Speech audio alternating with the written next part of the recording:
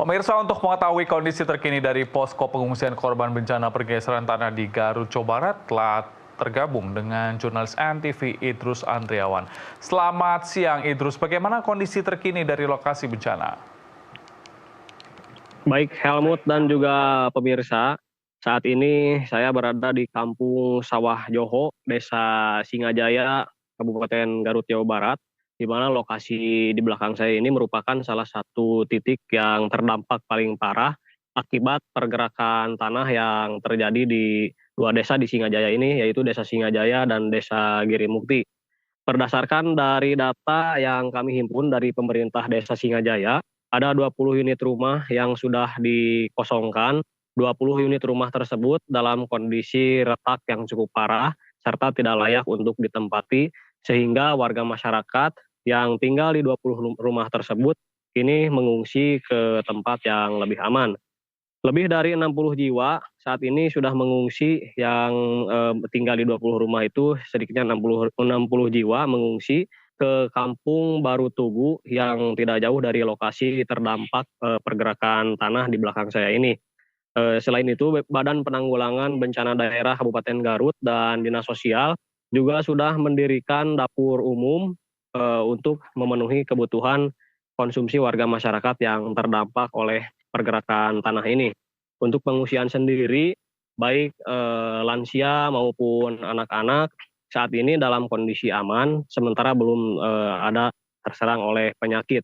Dan petugas medis sendiri dari Puskesmas Singajaya secara berkala melakukan pemeriksaan kesehatan terhadap warga masyarakat yang terdampak oleh bencana alam pergerakan tanah ini.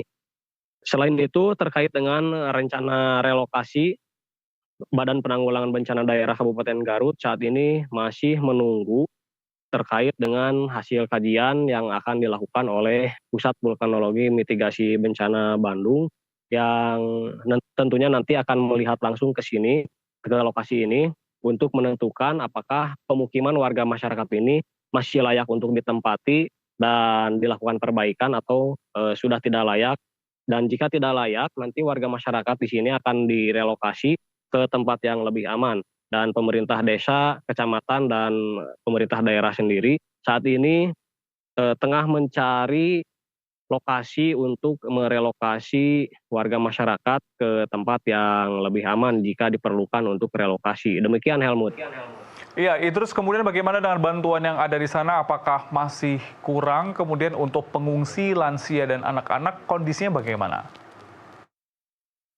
Baik, untuk bantuan sendiri, Badan Penanggulangan Bencana Daerah sudah mengirimkan sejumlah bantuan, baik peralatan masak, peralatan makan, serta peralatan lainnya yang dibutuhkan oleh warga yang mengungsi, yaitu dipusatkan di kantor desa. Terkait dengan pengungsi yang merupakan lansia dan anak-anak, saat ini sudah ditempatkan di lokasi pengungsian sementara di bangunan sekolah. 2 unit bangunan sekolah tersebut digunakan untuk pengungsian, yaitu untuk pria dan wanita.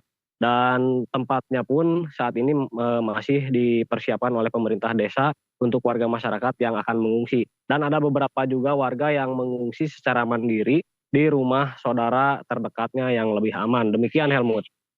Ya, Idrus, terakhir, untuk medis sendiri di sana seperti apa? Kemudian apakah ada pengungsi yang sakit? Untuk saat ini, pada hari kemarin memang sudah diberlakukan atau sudah dilakukan pemeriksaan kesehatan oleh tim medis dari Puskesmas Singajaya kepada para warga yang terdampak.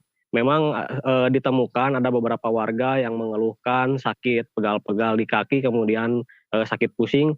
Dan menurut tim dokter sendiri, memang kondisi itu biasa dialami oleh warga pengungsi karena mungkin perubahan iklim dan cuaca mereka saat tinggal di rumah, kemudian mereka saat tinggal di tempat pengungsian. Dan untuk kesehatan sendiri belum ditemukan adanya gejala penyakit yang cukup serius dirasakan oleh warga masyarakat yang mengungsi. Demikian Helmut.